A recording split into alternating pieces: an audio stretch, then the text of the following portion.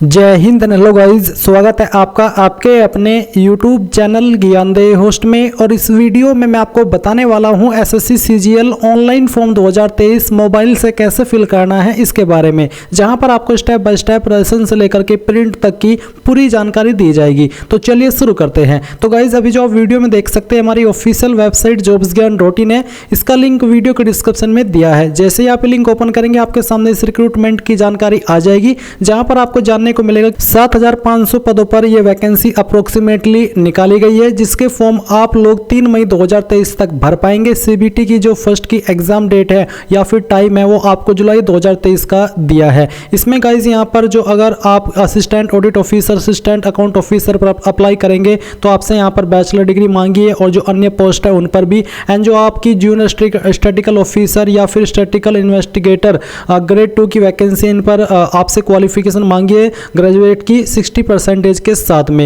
And यहाँ पर आपकी जो एज लिमिट है वो आपकी जो रहेगी वो 18 से, मैं आपको यहाँ पर 18 से 27 साल और कुछ पोस्ट पर 30 साल आपकी एज 1 अगस्त 2023 तक काउंट की जाएगी। एंड क्वालिफिकेशन भी आपकी 1 अगस्त 2023 तक काउंट की जाएगी। तो अगर आप फाइनल ईयर के अंदर है और आपकी क्वालिफिकेशन 1 अगस्त 2023 से पहले कंप्लीट हो जाती है तो आप इसमें अप्लाई करने के लिए एलिजिबल है। मैंने ऑलरेडी ये फॉर्म कंप्यूटर से कैसे फिल करना है उसके बारे में वीडियो बना दिया। आप इस वीडियो को वॉच करके कंप्यूटर से फॉर्म भर रहे हैं तो भर सकते हैं। अभी हम बात करेंगे अप्लाई ऑनलाइन के बारे में। तो मैं आपको बता दूं कि आप यहां पर अप्लाई ऑनलाइन लिंक पर क्लिक करके एसएससी की वेबसाइट के ऊपर आ जाएंगे। एंड जो जानकारी मैं आपको बताने वाला हूं वो अच्छे से आपको सुननी है, समझनी है और उसी के अकॉर्डिंग आपको इस फॉर्म को भरना है। तो आप अप्लाई ऑनलाइन लिंक को ओपन कर लेंगे। दोस्तों, अगर आप पहले से इस वेबसाइट के अंदर रजिस्टर्ड हो, आपने कोई एसएससी का फॉर्म फिलअप किया था, तो आपको सिंपली यहाँ पर अपना यूजर नेम जो कि आपका रजिस्ट्रेशन नंबर होगा और यहाँ पर आपका पासवर्ड डाल करके जो कैप्चा कोड दिया जा रहा है ये कैप्चा कोड फिलअप करके यहाँ से लॉगिन कर लेना है।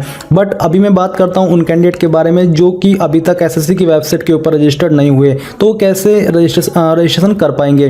तो रजिस्ट्रेशन करने के लिए आपको यहाँ पर नीचे न्यू यूजर रजिस्टर नाउ के ऊपर क्लिक कर देना है। इसके ऊपर क्लिक करने के बाद यहाँ पर दोस्तों आपको बेसिक डिटेल्स सबसे पहले फिलअप करनी होगी, जिसमें कि यहाँ पर आपसे पूछा जा रहा है कि डू यू हैव आधार। तो अगर आपके पास है यस कीजिए, नहीं तो आपको नो ही रहने देना है। अगर आप यस करोगे तो आपको अपना आधार नंबर यहाँ पर एंटर करना होगा और उसको दोबारा से डाल करके यहाँ पर कंफर्म करना होगा।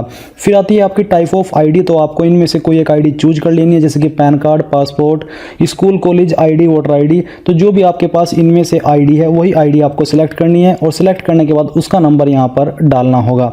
फिर जो भी आपका नेम है वो यहाँ पर आपको 10th की मार्कशीट के अनुसार भर देना है। फिर वेरीफाई नेम, यानी कि आपको दोबारा से डाल करके यहाँ पर जानकारी को वेरीफाई करना होगा। Have you ever change name, यानी कि आपने कभी अपना नाम चेंज किया है, अगर किया है तो यस कीजिए और यस करने के बाद आपको यहाँ पर न्यू नेम या फिर चेंज नेम लिखना होगा। फादर नेम यहाँ पर आपको अपना एंटर करना है और ये भी आपको 10वीं की मार्कशीट के अनुसार ही लिखना होगा। इसके बाद आपके अपने फादर नेम को दोबारा से डाल करके आपको वेरीफाई करना है। फिर सेम तरीके से आपको अपनी मदर्स का नाम डालना है और ये भी आपको 10th की मार्कशीट के अनुसार ही भरना है। आप इसके बाद आपको अपनी मदर्स का नेम भी दोबारा से डाल करके वेरीफाई करना है। अब आती है आपकी डेट ऑफ बर्थ। तो यहाँ पर दोस्तों आपको अपनी डेट ऑफ बर्थ एंटर कर देनी है और ये भी आपको 10th की मार्कशीट के अनुसार ही भरनी होगी। यहाँ पर आपको पहले जो भी आपका ईयर है वो सिलेक्ट करना है। आप यहाँ पर बैक में जा कर के अपना ईयर चूज कर सकते हैं, जैसे कि यहाँ पर हम सिलेक्ट कर लेते हैं 1997। तो आपको क्या करना है, आपको यहाँ पर देखने को मिल पा रहा है, इसको आप थोड़ा सा स्क्रॉल कर लीजिए ताकि आपको सभी ईयर यहाँ पर नज़र आ सके। तो यहाँ से आपको अपना ईयर चूज करना है और करने के बाद आपको यहाँ पर जानकारी भर देनी है। फिर दोस्तों यहाँ पर आपके सामने है मैट्रिकुलेशन 10th की जानकारी। तो आपको आपने जो 10th है वो किस बोर्ड से की थी वो बोर्ड यहाँ से आपको चूज करना होगा। जो भी आपका बोर्ड है वो आपको अच्छे से सिलेक्ट कर लेना है। फिर आपको दोबारा से यहाँ पर अपने बोर्ड को सिलेक्ट करके वेरीफाई करना है। 10th का रोल नंबर क्या था वो रोल नंबर आपको यहाँ पर एंटर करना होगा। इसके बाद आपको देखने को मिलेगा ईयर ऑफ पासिंग, आपने किस ईयर के अंदर अपनी 10th पास कर ली थी। फिर आपको वो ईयर दोबारा से डाल करके चूज करना होगा, यानी कि आपने अपनी जानकारी जो कि 10th आपने किस ईयर के अंदर पास की थी उसको दोबारा से कंफर्म करना है। जेंडर आपका जो भी है यहाँ से आपको सिलेक्ट कर लेना है, उसको दोबारा से डाल करके फिर वेरीफाई करना होगा। लेवल ऑफ एजुकेशनल क्वालिफिकेशन, यानी कि आपकी जो एजुकेशनल क्वालिफिकेशन है उसका हायर लेवल क्या है वो आपको यहाँ पर सिलेक्ट कर लेना है। सिलेक्ट करने के बाद आपको यहाँ पर अपना वैलिड मोबाइल नंबर एंटर करना है, उसको दोबारा से डाल करके यहाँ पर कंफर्म करना है। फिर आपको अपनी ईमेल आईडी यहाँ पर एंटर करनी है और उसको दोबारा से डाल करके यहाँ पर कंफर्म कर देना है।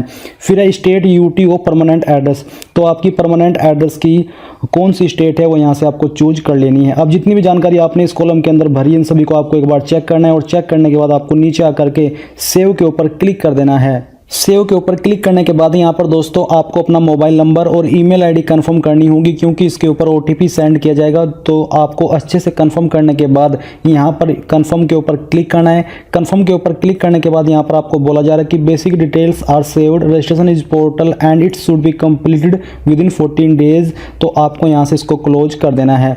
अब क्लोज करने के बाद यहाँ पर आपको बोला जा रहा है कि your registration is parcel and it should B complete, यानी कि 14 दिन के अंदर कंप्लीट किया जाएगा। और यहाँ पर आपका जो रजिस्ट्रेशन नंबर है वो भी आपको मिल चुका है। तो आपको यहाँ से इसको क्लोज कर देना है।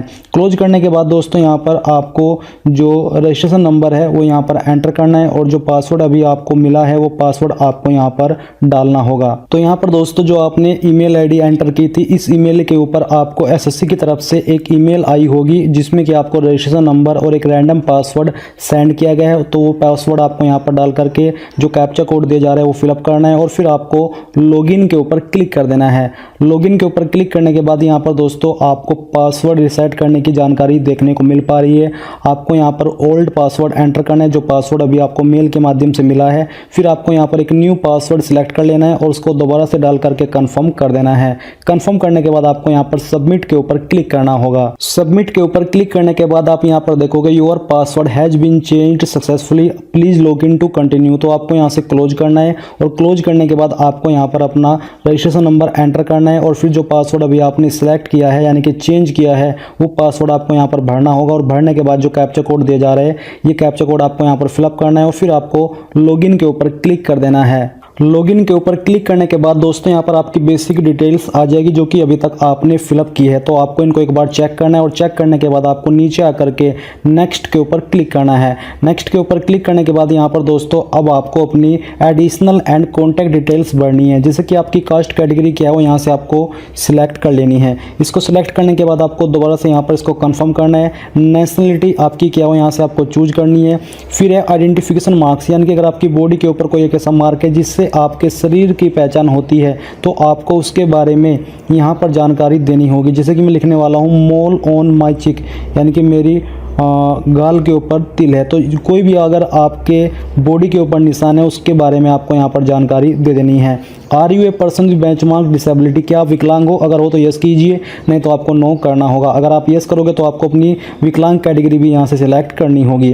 परमानेंट एड्रेस, तो जो भी आपका परमानेंट एड्रेस है वो परमानेंट एड्रेस आपको यहाँ पर फिलअप कर देना है। तो चलिए मैं यहाँ पर एक रैंडम एड्रेस आपको फिलअप करके दिखाता हूँ। आपको सेम तरीके से ये जानकारी भरनी होगी। इसमें दोस्तों ध्यान दें कि आप जानकारी अपनी आईडी के अनुसार ही भरें ताकि आपको बाद में कोई प्रॉब्लम फेस ना करनी पड़े।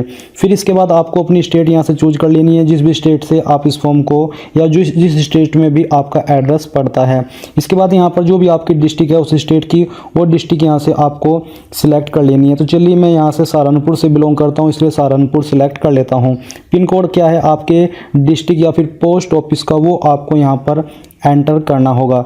ये एंटर करने के बाद आपको नीचे बोला जा रहा है कि is present address same as permanent address, यानी कि क्या आपका प्रेजेंट एड्रेस ही परमानेंट एड्रेस है? अगर है तो यस कर दीजिए, नहीं तो आप नो के ऊपर क्लिक करके अलग से अपना प्रेजेंट एड्रेस भर दीजिए। तो चलिए हम यहाँ पर यस कर देते हैं। अब ये करने के बाद दोस्तों यहाँ पर contact details for other nationals, तो अगर अदर नेशनल्स की आप जानकारी देना चाहते हो कॉन्टैक्ट डिटेल्स तो आप यहाँ पर दे सकते हैं, नहीं तो उसको खाली छोड़ दीजिए। अब जितनी भी जानकारी आपने यहाँ पर भरी इन सभी को एक बार चेक कर लेना है और चेक करने के बाद आपको नीचे आकर के पहले सेव के ऊपर क्लिक करना है ताकि ये जानकारी सेव हो जाए और इसके बाद आपको यहाँ पर फाइनल सबमिट के ऊपर क्लिक करना है, या फिर आप यहाँ पर जो आपके सामने डिक्लेरेशन आया है इसको एक बार रीड कर लीजिए और रीड करने के बाद आपको आई एग्री के ऊपर क्लिक करना है और फिर यहाँ से आप टेक ड्राफ्ट प्रिंट के ऊपर क्लिक करके ड्राफ्ट प्रिंट भी ले सकते हैं, नहीं तो आपको फाइनल सबमिट के ऊपर क्लिक करना है। इसके ऊपर क्लिक करने के बाद दोस्तों यहाँ पर आपको मोबाइल और ईमेल के ऊपर OTP सेंड किया गया है, आप इनमें से कोई भी एक OTP डाल करके यहाँ पर इसको सबमिट कर दीजिए। सबमिट के ऊपर क्लिक करने के बाद दोस्तों यहाँ पर आप डैशबोर्ड में आ जाओगे। यहाँ पर आपको देखने को मिल पा रहा है कि आपका रजिस्ट्रेशन हो चुका है। अगर अभी भी आप अपनी जानकारी मॉडिफाई करना चाहते हो तो आपको यहाँ पर मॉडिफाई रजिस्ट्रेशन के ऊपर क्लिक करना है। इसके ऊपर क्लिक करके आप इन सभी जानकारी को अभी भी मॉडिफाई कर सकते हो। बट अगर आपने एक बार फॉर्म को सबमिट कर दिया, इसके बाद आप कोई भी जानकारी अगले फॉर्म भरने तक मॉडिफाई नहीं कर सकते। तो आपको क्या करना है, आपको लेटेस्ट नोटिफिकेशन के ऊपर टच करना है, यानी कि क्लिक करना है। अब गाइज मैं बात करने वाला हूं एसएससी सीजीएल बेस्ट बुक के बारे में, जो कि चक्षु पब्लिकेशन की है और चक्षु पब्लिकेशन इंडिया का one of biggest book publication house है। तो आप इस बुक के माध्यम से आपके सीजीएल टियर फर्स्ट के एग्जाम की प्रिपरेशन कर सकते हैं, जिसमें कि काफी कम समय आपको मिला है प्रिपरेशन करने के लिए। तो गाइज अगर आप यहां पर अपनी प्रिपरेशन को बूस्ट देना चाहते हैं, कम समय के अंदर आप यहां पर काफी कुछ इकट्ठा करना चाहते हो और तैयारी करना चाहते हैं, तो ये बुक आपके लिए बेस्ट रहेगी। क्योंकि इसमें गाइज आपको 2500 प्लस बहुविकल्प प्रश्न मिलेंगे, जिनका व्याख्यात्मक हल भी इसी बुक के अंदर दिया है। साथ ही आपको 25 प्रैक्टिस सेट्स भी आपके यहाँ पर इस बुक के अंदर मिलेंगे। इसके अलावा 6 सोल्ड पेपर आपको 2022 सहित इस बुक के अंदर दिए हैं। तो जाइए, वीडियो के डिस्क्रिप्शन में इस बुक को बाय करने का लिंक दिया है, बाय कर लीजिए। अब गाइज यहाँ पर आपके सामने कंबाइंड ग्रेजुएट लेवल एग्जामिनेशन 2023 आ जाएगा। अभी आप यहाँ पर अप्लाई के ऊपर क्लिक करेंगे। अप्लाई पर क्लिक करने के बाद में जो जानकारी अभी आपने रजिस्ट्रेशन करते समय भरी है, वो जानकारी आप यहाँ पर देख सकते हैं। एंड कुछ जानकारी अभी आपको यहाँ पर भरनी है, जैसे कि 15 पॉइंट है आपका प्रेफरेंस ऑफ एग्जामिनेशन सेंटर। तो आप एग्जाम सेंटर के लिए कौन सी सिटी को किस नंबर पर प्रेफरेंस देना चाहते हैं, वो आपको यहाँ पर सिलेक्ट कर लेना है। जैसे कि यहाँ पर मैं प्रयागराज यानी कि इलाहाबाद ही सिलेक्ट कर लेता हूँ। सेकंड प्रेफरेंस आपको किसे देनी है, वो आपको सिलेक्ट कर लेना है। थर्ड प्रेफरेंस आपको किसे देनी है, वो आप यहाँ पर सिलेक्ट कर लेंगे। फिर 16.1 में आपसे पूछा कि क्या आप एक्स सर्विसमैन है, और ये जो एक्स सर्विसमैन है ये आर्म फोर्स के ही होने चाहिए, ना कि किसी अन्य डिपार्टमेंट के। तो अगर आप है आप यस करेंगे, नहीं तो आपको नो करना है। देन गाइज आप यहाँ पर नीचे आएंगे और 17.3 में पूछा है कि do you have physical intimation limitation to write as per para 7.2। अगर आपका कुछ ऐसा प्रॉब्लम है इस पर अगर आपके अकॉर्डिंग, तो आप यहाँ पर यस करेंगे, नहीं तो आपको नो करना है। देन गाइज यहाँ पर आपसे 18.1 में पूछा कि क्या आप जो जूनियर स्टैटिस्टिकल ऑफिसर की पोस्ट है इस पर भी अप्लाई करना चाहते हैं। अगर हाँ तो यस करेंगे, नहीं तो आपको नो करना है। ये आपकी चॉइस है। और आप क्वालिफिकेशन चेक कर लीजिएगा कि इस पर थोड़ी सी एक्स्ट्रा क्वालिफिकेशन मांगी है। बेसिकली ग्रेजुएट की योग्यता, बट उसमें एक परसेंटेज लिमिट रखी गई है। 18.2 में पूछा कि जो इस पर अप्लाई करने के लिए जरूरी क्वालिफिकेशन है क्या आपके पास वो है, तो आप यहाँ पर यस करेंगे। फिर 19.1 में पूछा कि आप स्टैटिस्टिकल इन्वेस्टिगेटर ग्रेड 2 पर भी अप्लाई करना चाहते हैं। अगर हाँ तो यस करें। फिर आपको यहाँ पर 19.2 में बताना है कि मेरे पास एक उससे जुड़ी हुई क्वालिफिकेशन है।